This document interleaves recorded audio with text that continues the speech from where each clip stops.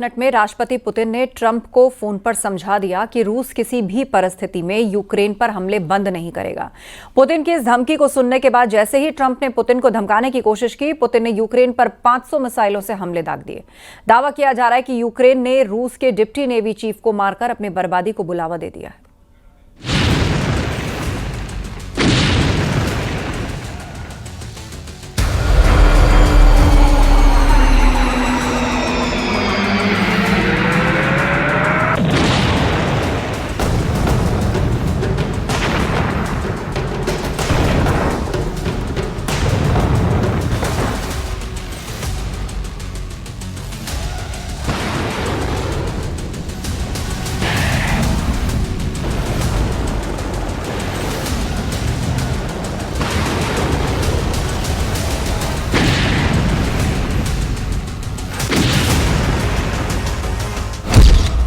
60 minute तक लड़े Putin Trump, Ukraine पर भयंकर हवाई हमले।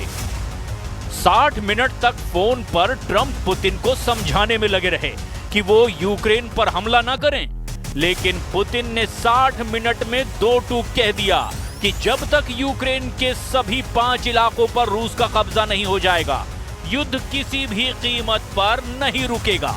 यानी ट्रंप की लाख कोशिशों के बावजूद यूक्रेन पर हमले तेज हो चुके हैं और ट्रंप हताश और निराश पूरी दुनिया को बता रहे हैं कि यूक्रेन जंग वो नहीं रोक पाए। दूसरी तरफ 40 महीने से ज्यादा की जंग में पहली बार ऐसा हो रहा है कि यूक्रेन को रूस की हवाई सुनामी से बचाने के लिए नेटो के जेट पोलैंड में उड़ान भरने लगे हैं। दावा किया जा रहा है कि 24 से 25 जून को हेग में हुई नेटो समिट के बाद से रूस ने यूक्रेन पर अब तक के सबसे घातक और बड़े हमले किए हैं। हम आपको दिखाने जा रहे हैं कि क्या अब नेटो रूस से सीधी जंग का मन बना चुका है।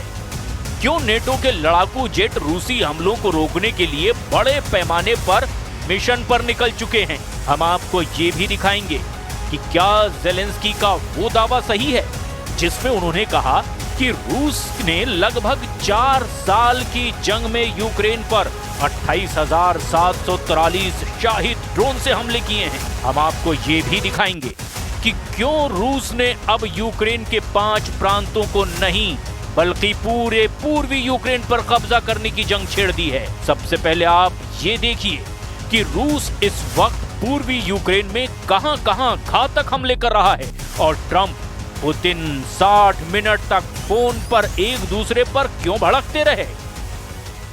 To President Zelensky tomorrow, early in the morning, and I'm very disappointed with the conversation I had today with President Putin because I don't think he's there. I don't think he's there, and I'm very disappointed. Well, it's not. I'm just saying, I don't think he's looking to stop, and that's too bad. Trump और Putin की वार्ता fail, 550 मिसाइलों से रूस का हमला। पिछले 7 दिनों से रूस के लगभग 50,000 सैनिक यूक्रेन के सुमे में भयंकर हमले कर रहे हैं। अभी तक जो खबरें बाहर आई है उसके मुताबिक जब से नेटो की मीटिंग शुरू हुई है उसके बाद से पुतिन ने यूक्रेन पर हमले 5 गुना तेज करवा दिए हैं। 3 और 4 जुलाई को रूस ने यूक्रेन पर तूफानी हमले किए हैं। जरा इन आंकड़ों को गौर से देखिए। रूस ने यूक्रेन पर 3 जुलाई सुबह 500 मिसाइलों और ड्रोनों से हमला कर दिया। यूक्रेन के राष्ट्रपति व्लादिमीर ज़ेलेंस्की ने दावा किया कि इनमें से 270 मिसाइलों को हवा में ही मार गिराया गया। इसके अलावा 330 शाहिद ड्रोन भी थे। इनमें से 208 ड्रोन को इलेक्ट्रॉनिक सिस्टम के जरिए जैम कर दिया गया। ये ड्रोन ईरान में बने हैं। इस हमले का सबसे बड़ा निशाना राजधानी कीव ही था।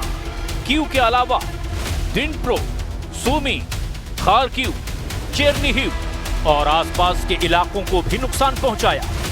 कीव के मेयर विटाली क्लिट्स्को ने बताया कि इस हमले में कम से कम 23 लोग घायल हुए और उनमें से 14 लोगों को अस्पताल में भर्ती कराना पड़ा है।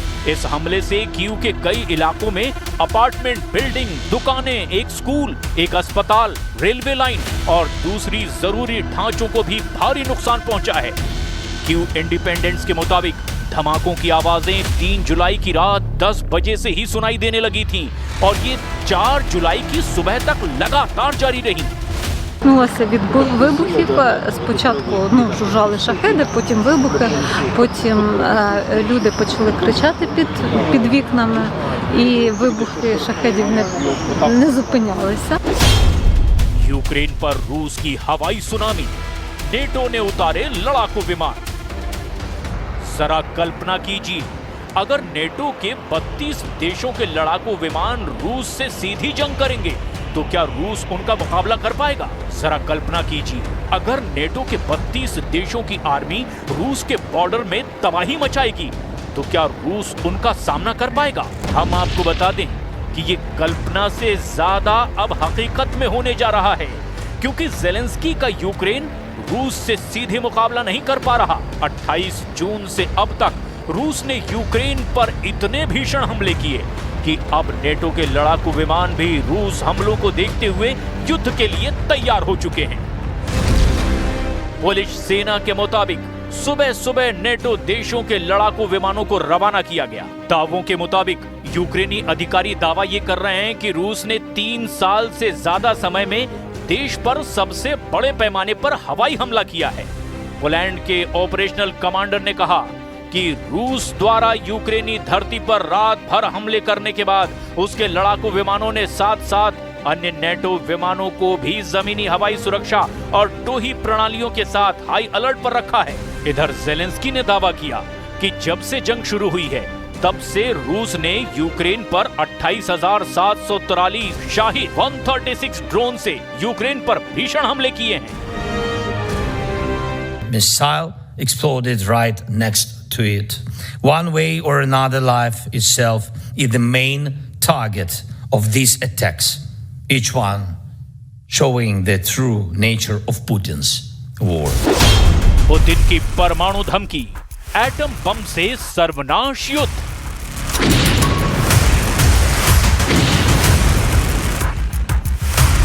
रूस ने लगभग 4 साल की जंग में साबित कर दिया है कि रूस कोई ईरान नहीं जिसे यूक्रेन नेटो के 32 देशों के साथ मिलकर हरा दें। रूस के कमांडर कोई ईरानी कमांडर नहीं है जिन्हें आसानी से मारा जा सके। रूस दुनिया का वो देश है जिससे सीधी जंग करने में अमेरिका तक के होश फाख्ता हैं।